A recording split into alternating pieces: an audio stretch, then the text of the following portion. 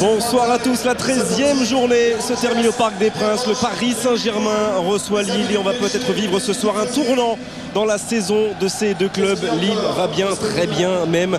Lille peut être dans le très bon wagon ce soir, 4e au classement en cas de succès. Le Paris Saint-Germain en revanche va beaucoup moins bien et peut basculer.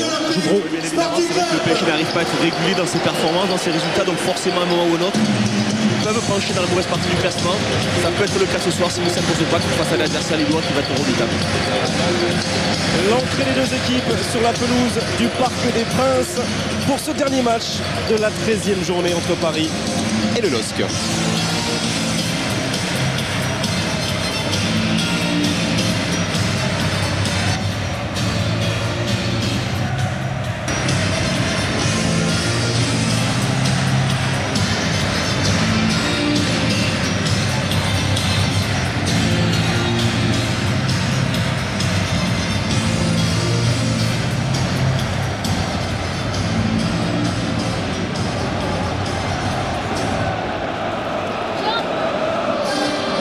Voilà, les Lillois de Rudy Garcia en blanc, les Parisiens dans leur couleur habituelle.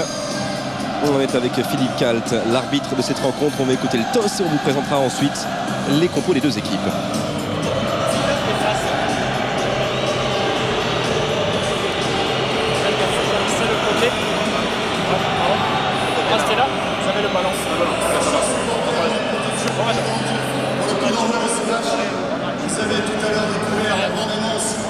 Voilà la composition du Paris Saint-Germain. On attendait un 4-4-2.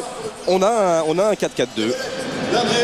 Oui, un 4-4-2 pour le PSG avec ses seniors. On se posait la question quand il se posait la titularisation de Julie. Pousse ses seniors côté droit, donc ça va être un 4-4-2 assez classique avec Peggy Lungula qui se retrouve malheureusement pour lui remplaçant ce soir après 5 titularisations. Voilà, à côté Lillois, côté Rudy Garcia, fidèle à son 4-3-3 et à ses 5 hommes au milieu de terrain qui sont peut-être le plus beau quintet de notre Ligue 1 actuellement. Oui, une équipe très homogène, un milieu de terrain qui se connaît très bien, une énorme capacité à se projeter rapidement vers l'avant avec une sentinelle faux vert capable de dévier le ballon et de la mettre au fond. Donc c'est vrai qu'une équipe très homogène et surtout très difficile à manœuvrer parce qu'en plus très agressive.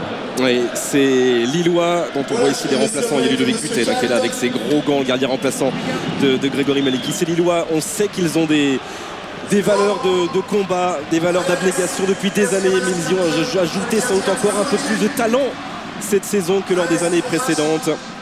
On avait Jean-Jacques Msalem, un gros plan sur Ludovic Giuli. Lui est là aussi prêt. Ludovic a montré que dans ce rôle derrière ou à côté d'un attaquant de pointe, comme il l'avait fait avec Morientes du côté de Monaco, il peut apporter beaucoup plus et peut-être gaspiller moins d'énergie à défendre et à combler un côté. Ouais, surtout être dans une zone qui est forcément une zone décisive. Lorsqu'on est sur un côté, on est souvent le passeur plus que le buteur, alors que Ludovic Giuli a aussi cette capacité à marquer des buts.